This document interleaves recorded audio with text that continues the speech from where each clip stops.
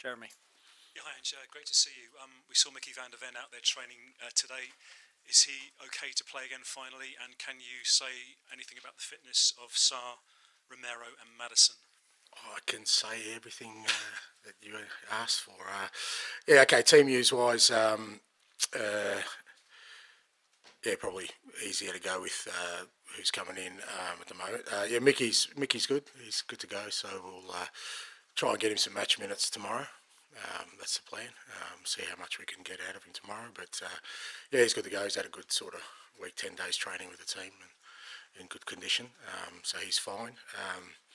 In terms of the other guys, Matt has got a calf strain, so he's probably 2 or 3 weeks for us. They picked that up sort of at the Hoffenheim game, which was a week ago almost. Pape's okay. He's still got a little bit of a niggle, but he's okay to and available. Biss is available. I think that's it for tomorrow night at this stage. Are we doing translating? No. Okay, cool. Sorry. A lot's been written and said after Sunday, an ugly defeat, and the fans aren't happy. How much pressure are you feeling going into this game? Me personally, no different to any other game, mate. It's a game we want to win, and we'll go into it with the same intent. And it's a competition we've done really well in to be in a great position, and we want to solidify that position, finish in the top 8. So that's in our hands tomorrow night. A win makes it certain. The draw's probably going to be good enough as well, and I think finishing the top 8 for us is hugely important because A, it gives us a good foothold in the tournament, but also gives us a couple of weeks where we don't have midweek games, which at this point where we're at is really important. And what would your message be to angry Spurs fans who weren't happy after Sunday? My message would be to all Spurs fans, yeah, because I represent them all, not just the angry ones that you're referring to or maybe you're talking to. All Spurs fans is that, you know what, we're working hard to turn this around. Obviously, we know the situation, notwithstanding the fact that the possibilities and opportunities in these in the second half of the season are still very much in our hands to capitalise on and still make it a successful season. Thanks, bud. Ali.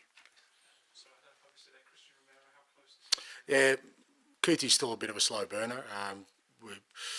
We're just mindful his injury was a bit different, and he's still got to tick a few boxes. So yeah, not sort of for the horizon at the moment in terms of this weekend. We'll see how he goes after.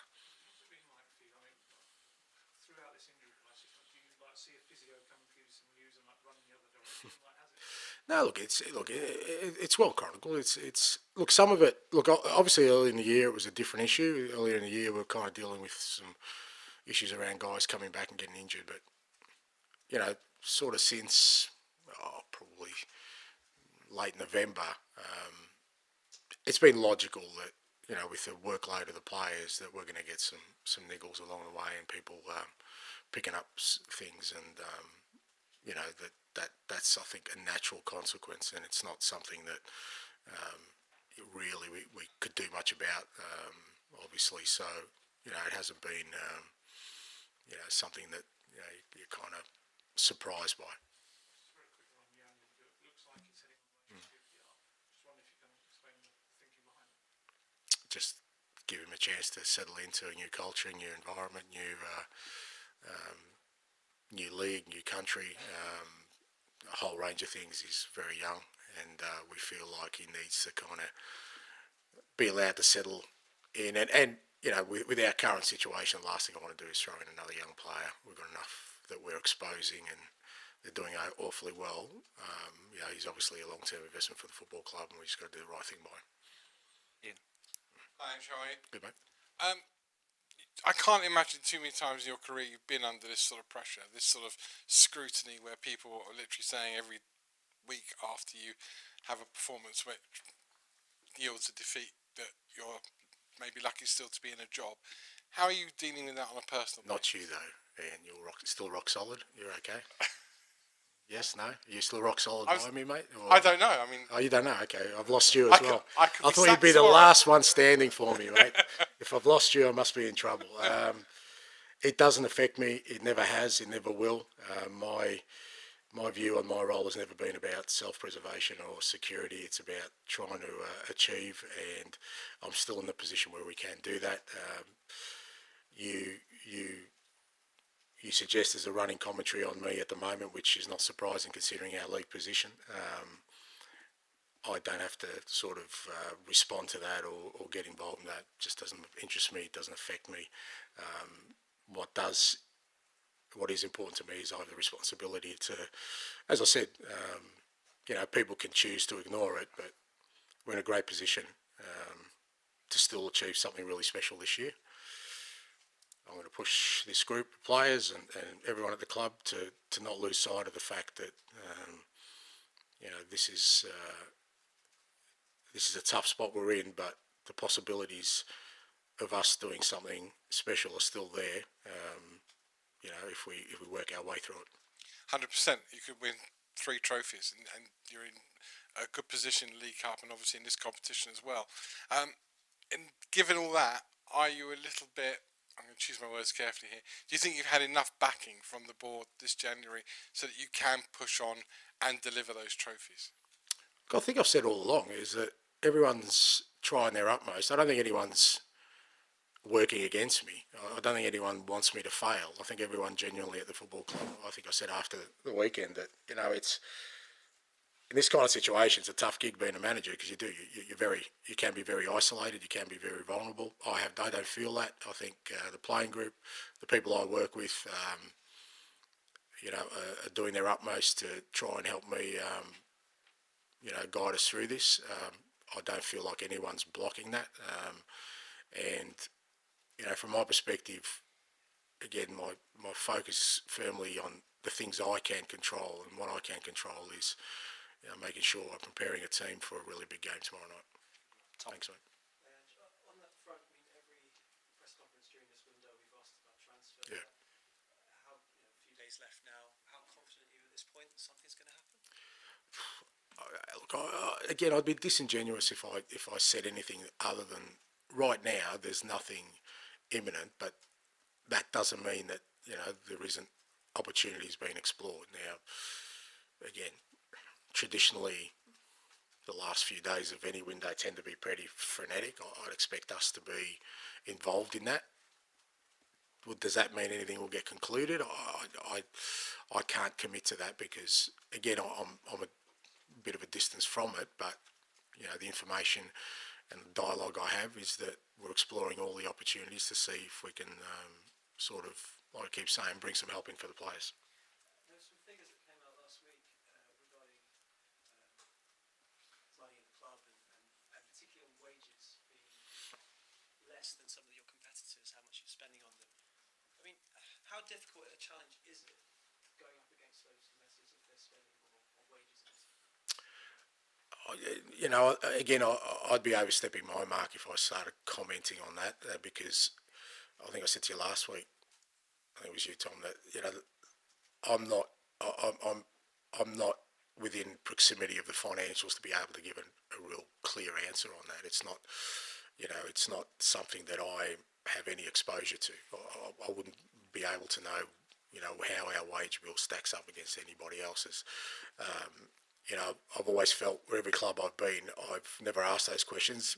That doesn't mean I haven't known because, some clubs do volunteer that and give you a clear picture.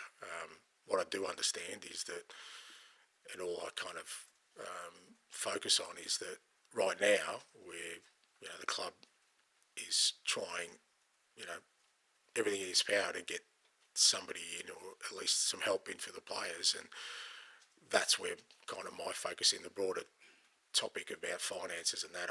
I think it's better that other people at the club speak about that. Just finally, Mickey coming back. What does he bring to this team, bringing him in, and how wary are you of bringing him straight back in, given got injured against Chelsea? I'm not wary because he's got to come back at some stage. Like we can keep him kind of training forever and never play, and then he'll never get injured. No, that's not how it works. We've done everything in our power. We did last time too. I mean, I think last time, the thing we kind of, he probably played more than he should have in that first game. And again, in hindsight, the circumstances around that game, without rewriting history, were pretty challenging anyway. So, but he's ticked every box. He's worked awfully hard. He's been given clearance by the medical team. Invariably, when you've had one injury and re-injured, you're always going to take a conservative approach, which we have. So, but at some stage he's got to play. What we've got to do, make sure, is just manage his minutes now to give him every chance to sort of grow into it. But he's enormous for us because he's a fantastic player. B, with a lot of these guys who will come back, they're just champing at the bit to help. So there's an energy there, there's a positivity there. So if the other guys who have been on the grind for a while, just having him, like I said, just having him training is a boost, and having him out there tomorrow, I think, even for our supporters, it just gives you some energy, renewed energy that I think, particularly the group of players, the core group of players who've got us through the last sort of 2.5 months, I think it gives us an enormous lift. Really happy to have him back. I think tomorrow night's a good game for him to sort of get back into it as well. European football's a good way to sort of reintegrate him in, and I'm sure he'll do well. Jay. Hi, and sorry if I didn't hear you talk about him earlier, but is there an update on Jed Spence? Jed will be fine for the week. He's not available tomorrow, so I was just talking about tomorrow's team. But I just mean because he missed the game. Is he okay? He's he'll recovered be fine for the weekend. But him and Reggie obviously aren't involved for tomorrow. Fantastic. Frida, please. Hi, Ange. Hi. I wanted to ask about Lucas Baival. He's obviously been given a lot of responsibility of late. How would you say he's dealt with that pressure and demands of playing at this level? Outstandingly well.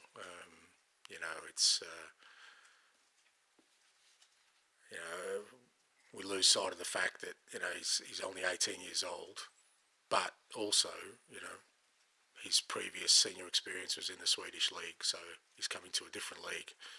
Obviously, a step up in the league level. A different country, different environment. As an 18-year-old, for him to be taking such a massive responsibility on his shoulders to not only play but also try and make an impact for the team, I think has been outstanding. I'll keep saying that as tough as it's been tough, and it still is tough. We're going to get so much benefit from the likes of him and Archie coming through this, really not like 18-year-olds, but like men sort of wanting to help the club through this process. Is that once we hit some calmer waters, then we'll truly see them even flourish even more. But he's been outstanding. It's a credit to him, as much as a person as it is as a player, that he's tackling this in the way he has. And on another Swedish player of yours, Dejan Kulusevski, we know he's been great for you on the pitch, but how important has his qualities as a leader been out off the pitch? Yeah, hugely so. I kind of said that was the other sort of area of growth for us, because we obviously, we lost. We haven't had sort of Vicario and Romero, who were part of our leadership group for large chunks of the season. It's fallen on sort of Sonny and Matt's shoulders to carry that load. And I think through this time, Decky and Solanke in particular, I thought both of them, both with their performances, but also just, with their general kind of demeanour around the place, have really taken on the responsibility of leading us through this. And Decky's been outstanding, both with his football but also with his mentality. And again, it's a great area for us of growth, because when all our players come back, I'm sure that they're going to feel like they've grown through this period as well. In a difficult season, Decky's has been outstanding all year, and really important for us. Final one, please. Hi, Ange. What can you say about the opposition tomorrow, Elfsborg? Yeah, look, obviously a bit different scenario for them.